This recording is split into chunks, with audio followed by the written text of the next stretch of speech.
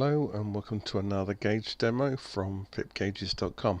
So today I'm going to show you my new MCP.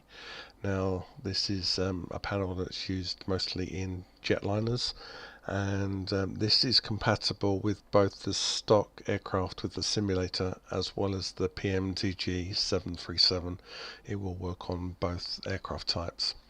So I'm not going to cover every single function on this. I'm simply going to show you how the gauge operates, and I'm sure you can read the 737 manual if you want to know how the ins and outs of the MCP works, but I'm just going to actually show you how to navigate your way around all the controls and make the changes that you need.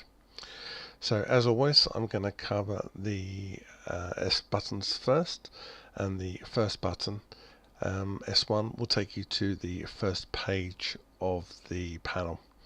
Now I've got 6 different pages for the MCP. You've got the MCP this sort of size blown up on 5 individual pages to cover the whole MCP, and then you've got one panel that shows you the whole lot. So as you click through the S buttons, you'll basically get a different page. So this is page 1, which shows you the CRS and the flight director and the auto throttle. S2 takes you into the speed settings. S3 takes you into the heading controls. S4 takes you into the altitude controls. S5 takes you into the autopilot and the co-pilot CRS controls and flight director control.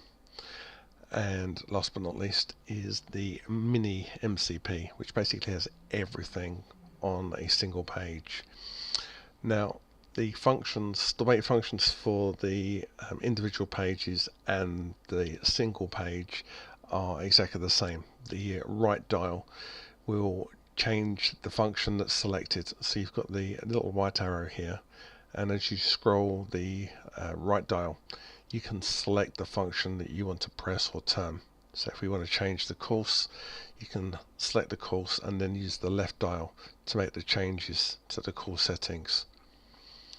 Okay, so if you want to change the flight director switch, you can just simply highlight the flight director and then you can make the change on and off. And everything in the MCP is fully functional.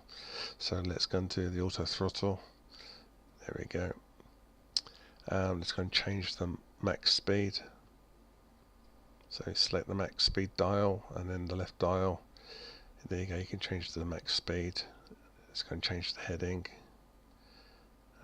Change the altitude. There you go. Obviously if you press any of the buttons as well, you will activate those buttons depending on whether the autopilot is actually activated or not. Let's turn the AP on. As you can see, I've just activated that and it's come on now. If I go back, any of these buttons, you can press the buttons as well, and it changes the functions. So everything is clickable and changeable. You just simply need to select the value you want with the right dial and then change the value with the left dial. Okay, and that works exactly the same for the enlarged panels.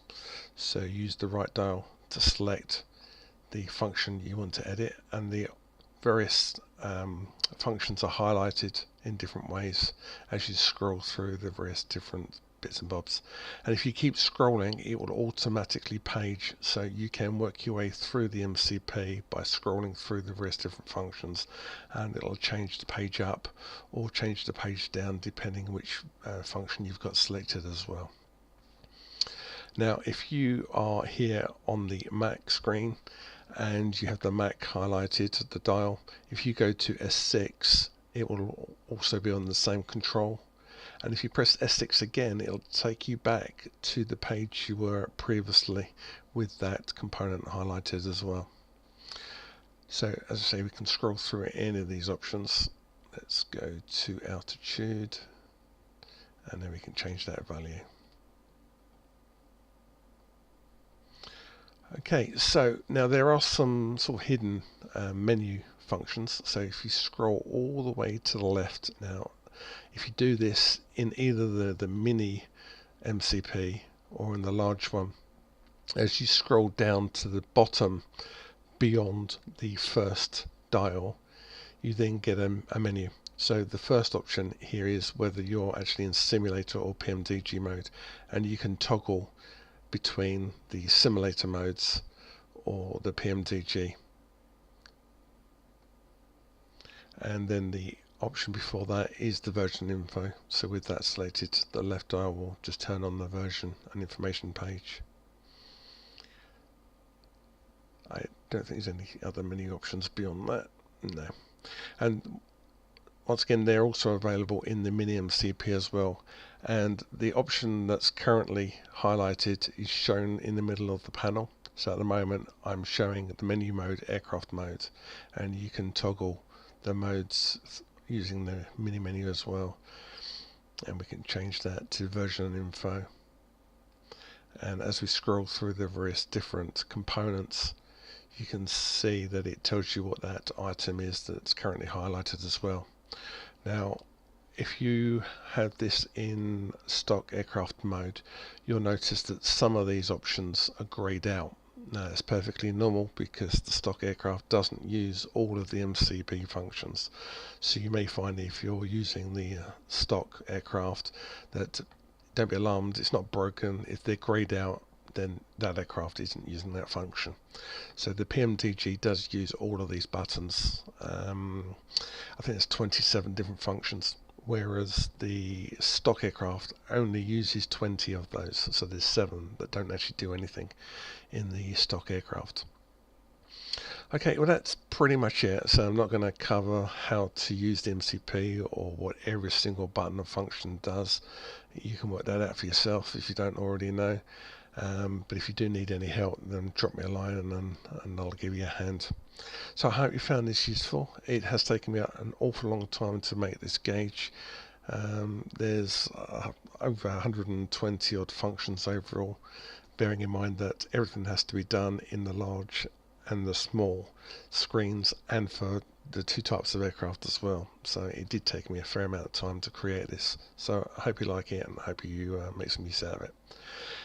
Once again, if you haven't subscribed, please do so. Come back and check out some of our other videos, and see you soon. Thanks for watching. Bye for now.